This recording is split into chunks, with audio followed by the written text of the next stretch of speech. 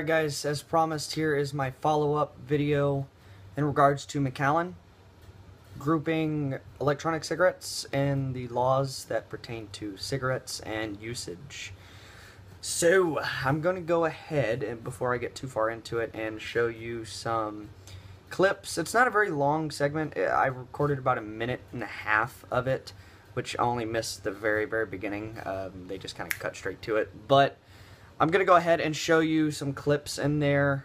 I may do the whole thing that I recorded, I'm not sure yet, but I'll go ahead and put some in here right now. Of smoking regular cigarettes. I wake up every day not coughing up a lung or anything like that. But Tillman and other e-cigarette users will no longer be able to use these devices anywhere where cigarettes are prohibited within the city of McAllen. We actually get quite a bit of calls from the citizens of McAllen about e-cigarettes and complaining. The city commission voted unanimously to add e-cigarettes to their smoking ordinance Monday night.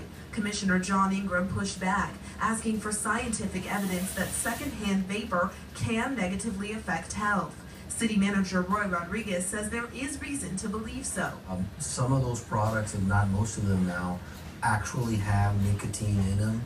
They have other toxins that have been identified, and folks are concerned about it. The American Heart Association encourages the regulation of e-cigarettes as tobacco products, stating that non-smokers could be involuntarily exposed to nicotine if e-cigarettes are being used in close quarters. However, Tillman thinks the ban will do more harm than good for his shop and for people like him who are trying to quit cigarettes. We should have a right to change our health, and this is the way to change your health. The city says they are just trying to respect both those that use e-cigarettes and those who don't. Alright, so as you can see, there was some pretty not good information put out there. Actually, there really wasn't much information at all. Some of my notes is, like I said, it was a secret meeting essentially. Nobody knew about it except for them, so we weren't allowed to voice our opinions beforehand, which is really one of the biggest things that irks me, is because they also said in that segment that they're trying to protect those who do not vape, or respect them, but also respect those that do. And by going out there and doing something in a secretive manner and not allowing us to be involved, it's just, it's not respectful at all, in my opinion. Now, I understand that maybe they've tried to do this before, and our voice was heard, and it was not passed. So they said, well, we really want to pass this, so nah, screw them. We don't need their opinions anyway. That's what it feels like to me. It feels like saying, hey, we want to respect those that don't. Awesome. I think we should all respect those people that do not vape, even if they smoke. Just respect them, that's their decision, and don't force it on them.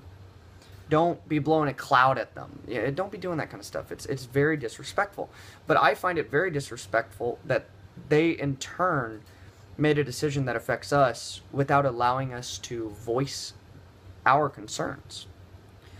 Something that they said was that nicotine and other toxins are present in the secondhand, which is what they claimed is the biggest problem because a bunch of people have been calling and complaining.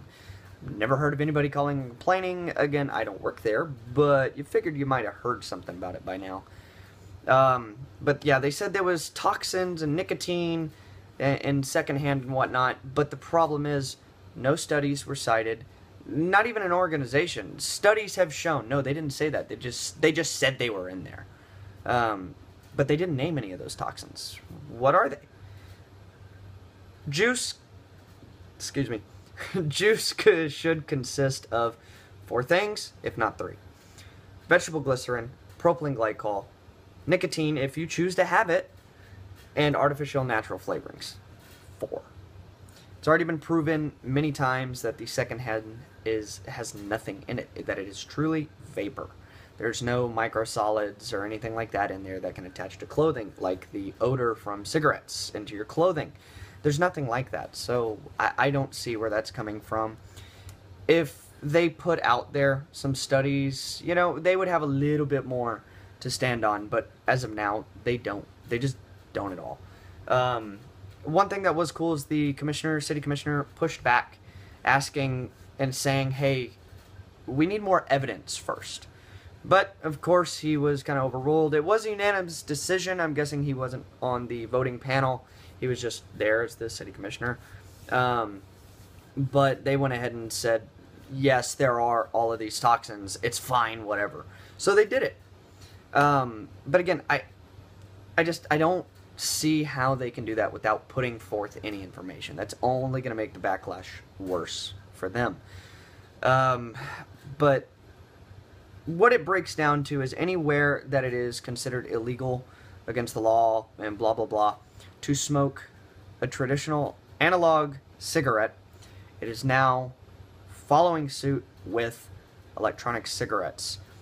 If the food truck park, no smoking is allowed, it's illegal, and you can get a fine, and da-da-da-da, now you can with vaping.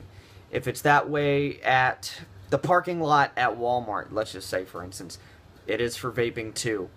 So anywhere you can't smoke and it's considered unlawful to smoke, it is now considered unlawful to vape, which I don't like.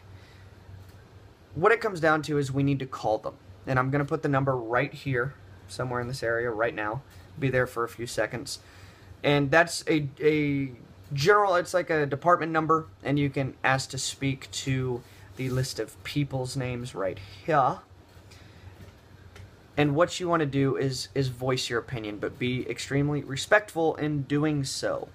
Don't call saying you're a bunch of jackasses and this and that. Don't do that. That's the wrong way to go about this. You want to be very respectful, very, very meaningful with your points, and very, very polite.